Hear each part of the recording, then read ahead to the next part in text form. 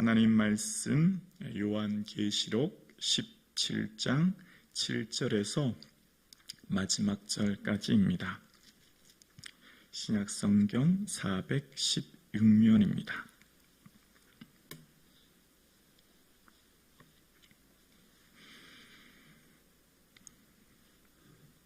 함께 고백드리겠습니다. 천사가 이르되 왜 놀랍게 여기느냐? 내가 여자와 그가 탄 7머리와 10뿔 가진 짐승의 비밀을 내게 이르리라. 내가 본 짐승은 전에 있었다가 지금은 없었으나 장차 무저갱으로부터 올라와 멸망으로 들어갈 자니 땅에 사는 자들로서 창세 이후로 그 이름이 생명책에 기록되지 못한 자들이 이전에 있었다가 지금은 없으나 장차 나올 짐승을 보고 놀랍게 여기리라. 지혜에 있는 뜻이 여기 있으니 그 7머리는 여자가 앉은 7산이요 또 7왕이라 5은 망하고 하나는 있고 다른 하나는 아직 이르지 아니하였으나 이르면 반드시 잠시 동안 머무리리라. 전에 있었다가 지금 없어진 짐승은 8째 왕이니 7 중에 속한 자라. 그가 멸망으로 들어가리라. 내가 보던 10뿔은 10왕이니 아직 나라를 얻지 못하였으나 다만 짐승과 더불어 임금처럼 한동안 권세를 받으리라. 그들이 한 뜻을 가지고 자기의 능력과 권세를 짐승에게 주더라.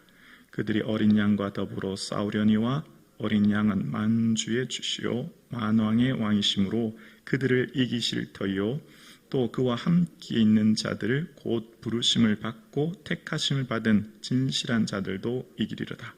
또 천사가 내게 말하되 내게 본 바 음녀가 앉아있는 물은 백성과 무리와 열국과 방언들이니라. 내가 본 바 이 10뿔과 짐승은 음녀를 미워하여 망하게 하고 벌거벗게 하고 그의 살을 먹고 불로 아주 사르리라. 이는 하나님이 자기의 뜻으로 할 마음을 그들에게 주사 한 뜻을 이루게 하시고 그들의 나라를 그 짐승에게 주게 하시되 하나님의 말씀이 응하기까지 하심이라. 또 내가 본 그 여자는 땅의 왕들을 다스리는 큰 성이라 하더라. 아멘. 예수 그리스도의 주되심을 고백하는 오늘 이 하루 되기를 주님의 이름으로 축복합니다. 오늘을 살아가는 저와 여러분의 삶은, 우리의 모든 삶은 하나님의 그 독생자 외아들 주 예수 그리스도를 나의 인생의 주, 즉 주인으로 고백하고 예수님의 온전한 다스림과 그 통치 안에 살아가는 참된 제자의 삶, 그것이 성도의 궁극적인 목적, 추구해야 될 삶의 의미입니다. 나의 삶을 다스리고 통치하는 것이 나 자신이 아니고요. 세상의 가치, 세상의 질서, 세상의 문화가 아니라 저와 여러분의 삶을 다스리시는 분, 그분은 오직 예수 그리스도이심을 우리는 믿고 고백하는 줄로 믿습니다. 예수님이 저와 여러분의 삶을 오늘도 다스리시는 거예요. 그래서 여러분의 삶의 매사의 선택과 결정의 순간에 기준은 바로 예수 그리스도의 주되심을 고백하고 그 주되신 예수 그리스도의 종된 우리의 삶은 어떻게 하면 주를 기쁘시게 할까 하며 살아가는 삶이 바로 오늘 저와 여러분이 살아가는 참된 제자의 삶인 거죠. 그래서 말씀은 그 과거에 일어났던 일들과 먼저 앞서간 믿음의 선배들의 삶을 통해 어떻게 살아가는 것이 참된 제자의 삶인지, 또 있었던 여러 가지 사건들과 일들 속에 그들은 어떤 선택과 결정을 하며 살았는지를 오늘 우리에게 보여주지요. 그래서 여러분의 삶에도 매 순간의 선택과 삶의 결정의 순간 이렇게 결정하며 이런 선택을 하며 살아가셔야 합니다 라고 하는 것을 말씀은 우리에게 보여주고 있는 것입니다. 그래서 오늘 본문 요한계시록 17장부터 시작되는 이제 17장부터 18장 그리고 19장 10절에 이르기까지 이 바벨론에 대한 이야기를 자세히 상세하게 하고 있는 것을 보는데요. 바벨론은 로마라고 말씀드렸지요. 과거 남유다를 무너뜨리듯이 오늘날도 이 유다를 무너뜨려 성전을 더럽혔던 과거의 바벨론처럼 지금 로마라고 말씀드렸습니다. 자, 그런데 여기서 잠시 생각해 볼게요. 바벨론은 어떤 나라였다고요? 로마라는 거예요. 그러니까 로마는 누구의 통치 아래 있죠? 황제의 통치와 다스림 안에 있습니다. 황제는 무엇이죠? 스스로 신이다라고 이야기합니다. 스스로 신적인 위치에 올라간 거예요. 그래서 많은 사람들이 그때 당시에 황제를 숭배했습니다. 그래서 로마서 13장에 보면 위에 있는 권세에게 복종하라라고 했는데, 그런데 요한은 오늘 이 요한계시록 13장 이후에 짐승이라는 표현을 하면서 이 로마에 대해서 무너질 바벨론이라고 이야기합니다. 왜 바울과 요한의 얘기가 관점이 다를까요? 그 기준이 바로 황제 숭배에 있기 때문이에요. 황제 숭배, 즉 황제가 스스로 신의 위치에 이르게 되고, 황제가 스스로 하나님이라고, 황제가 스스로 이 세상을 통치한다고 이야기하는 순간 황제는 짐승으로 표현되고, 그 짐승으로 표현된 이때 당시 1세기 후반에 이 많은 황제들, 특히 오늘 이 본문을 기록되고 있는 요한계시록의 도미티아누스 황제를 비롯한 황제들은 스스로가 신이다라고 이야기하며, 다른 신, 즉 자신이 신이며 주인돼 다른 신인 예수 그리스도를 신이라고 고백하고, 예수 그리스도를 주로 고백하고, 예수 그리스도만을 따르는 무리들을 박해하기 시작하는 거죠. 왜냐하면 주는 곧 나요, 신은 곧 나인데 내가 이 세상을 통치하고 다스리는데 나 외에 다른 신, 즉 주가 예수 그리스도가 통치하며 다스린다고 하니 그들을 박해하기 시작하는 거죠. 그래서 이 편지를 쓰고 있는 요한은 이 바벨론, 즉 이 세상을 다스리고 있는 로마는 어떻게 될 것인가에 대해서 편지하면서 로마가 영원할 것 같고, 이때 당시 유럽, 아프리카, 소아시아를 비롯한 엄청난 국가를 다스리고 있는 가장 막강한 나라, 지중해를 호수로 표현할 정도로 거의 전 세계를 점령한 절대 군주인 이 도미티아누스 황제, 이 로마가 영원할 것 같고 예수님을 주로 고백하고 예수님을 따르는 성도들은 그 박해로 인하여 절망하고 낙심하여 우리는 이제 어떻게 되는가? 주님, 우리의 피를 어떻게 신원하여 주지 않으십니까? 라고 절망하는 그들에게 걱정하지 마라. 두려워하지 마라. 지금 이 세상을 통치하고 다스리는 바벨론, 즉 로마는 영원하지 않다. 곧 무너질 것이다. 곧 사라질 것이다. 비록 지금의 현실의 삶이 고난과 박해로 인하여 어렵지만 17장으로부터 시작되는 18장에 이르기까지 바벨론은 어떻게 무너질 것이며, 결국은 어린 양 되신 예수 그리스도가 승리하여 이 세상을 통치하시며, 그 어린 양 되신 예수 그리스도가 백마 타고 이 땅에 다시 오실 그 재림의 때가 있을 것이니 조금만 더 인내하고 견디라. 그것을 요한계시록은 이 1세기 성도들에게, 그리고 오늘 우리에게 동일하게 말씀하고 있는 것이지요. 그래서 오늘 본문의 말씀을 다시 한번 살펴보겠습니다. 오늘 본문을 말씀의 이 내용은 7절인데요. 1절부터 잠깐 보면, 1절에 보면 물 위에 앉은 큰 음녀가 받을 심판을 내게 보인다라고 이야기하는데, 1절의 큰 음녀는 3절에 나오는 여자와 동일한 인물입니다. 이 여자는 곧 바벨론과 또 동일한 인물이고요. 그러니까 여자, 음녀, 바벨론은 곧 다른 말로 이 세상을 통치하고 있는 로마라고 볼 수 있는 것입니다. 그 여자가 이 3절에 보면 붉은 짐승을 타고 올라옵니다. 그것은 13장의 내용을 지금 이야기하고 있는 것이죠. 짐승이 타고 올라온 표현을 이야기하는데, 그 짐승은 머리가 10뿔이라고 이야기합니다. 그래서 7머리는 뭐냐면 9절과 10절에 보면 7머리는 여자가 앉은 7상이요, 10절에 보면 7왕이라, 7머리는 7왕이래요. 자, 그리고 넘겨볼게요. 또 12절에 10뿔은 뭔가에 대해서 이야기합니다. 내가 보던 10뿔은 10왕이니 라고 이야기합니다. 여기 10왕은 황제를 따르는 황제의 속국의, 황제가 통치하고 있는 나라들의 피지배국들의 왕들인 거예요. 비지배국의 황제가 통치하고 다스리는 지배국들의 여러 왕들을 표현하고 있고요.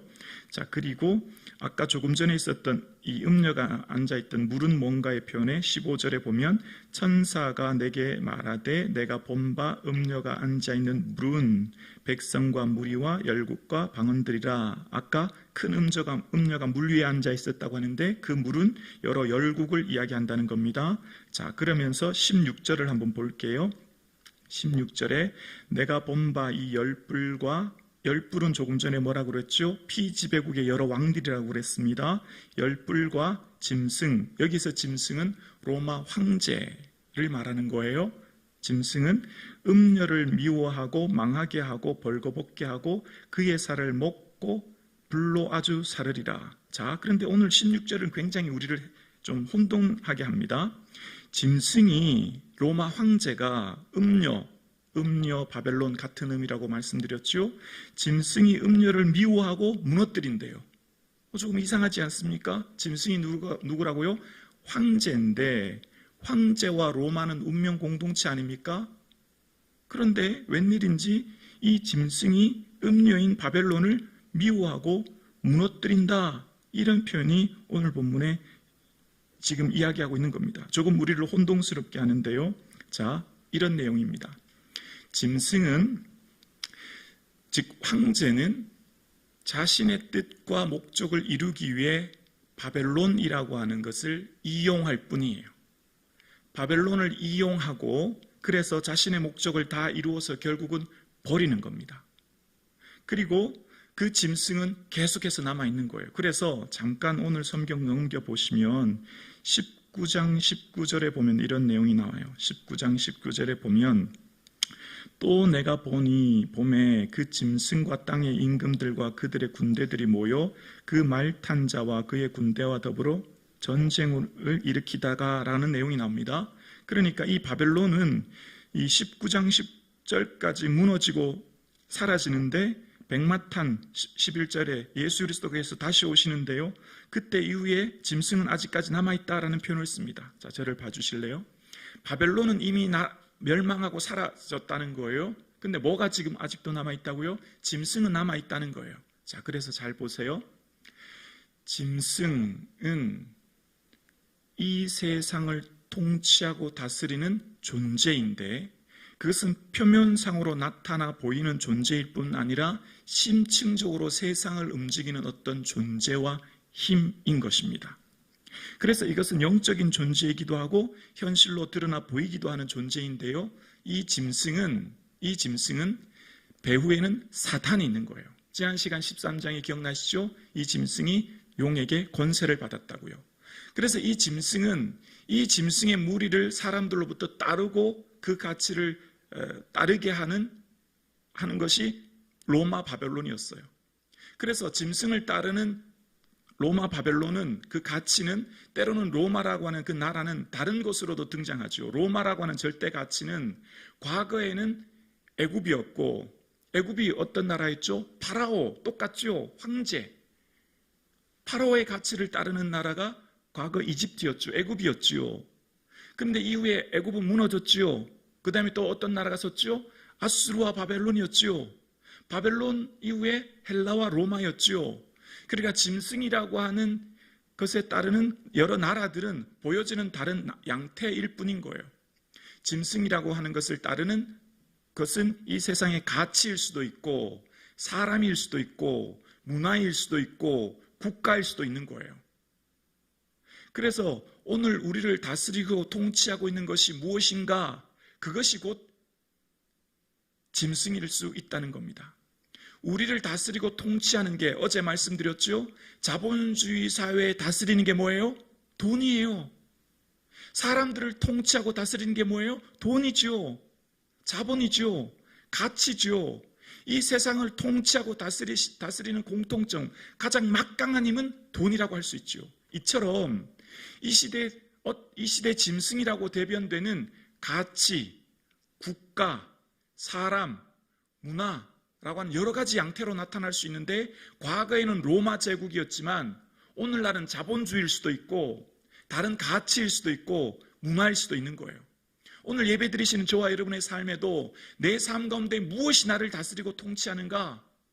주 예수 그리스도가 나를 다스리시고 통치하는 삶 되기를 주님의 이름으로 축원합니다. 오늘 저와 여러분을 다스리시고 통치하는 우리는 누구의 지배 아래 있어요? 예수님의 지배 아래 있는 거예요. 물론 우리가 지금 살아가고 발 디디고 있는 이 땅은 대한민국이라고 하는 국가 안에 살고 있고 이 국가의 가치와 문화 안에 살고 있지만, 그러나 우리를 궁극적으로 다스리시고 통치하고 우리의 삶을 주관하시는 분은 예수 그리스도인 줄로 믿습니다. 그래서 우리는 그 말씀의 통치와 다스림 안에 있고, 혹 국가라고 할지라도, 혹 이 땅의 가치일지라도 그 예수 그리스도의 주 되신 가치 아래 있는 거지요. 그 말씀의 가치 아래 있는 거지요. 국가나 이 세상의 가치나 사람들도 잘못된 것은 아니오라고 말할 수 있는 것이 성도이지요. 왜요? 우리의 최종 가치는 예수 그리스도에 있고 그 말씀에 있기 때문이에요.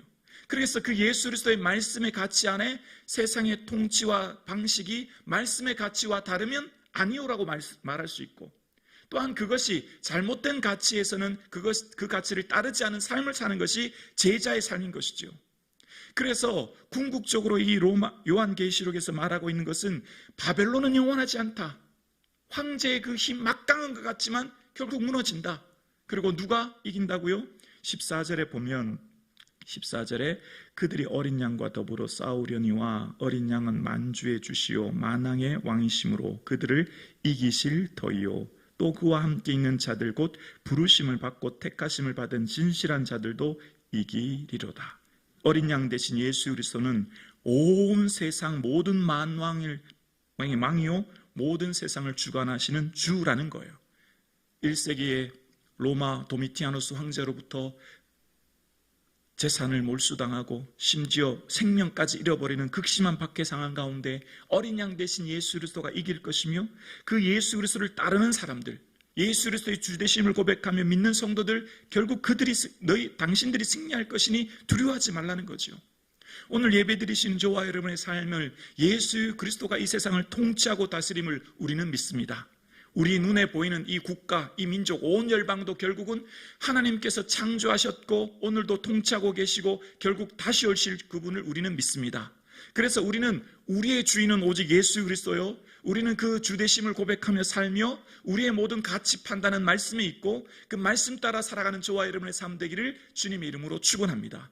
우리는 세상 사람들과 다른 가치관과 다른 질서와 다른 삶의 방식을 살아가는 이유는 바로 이 세상은 곧 예수 그리스도의 통치 안에 있고 다시 오실 예수 그리스도가 우리의 주되심을 믿기에 크고 작은 선택의 순간마다 예수님의 기뻐하시는 선택이 매 순간마다 드러나는 주되심을 고백하는 오늘 이 하루 되기를 주님의 이름으로 축원합니다.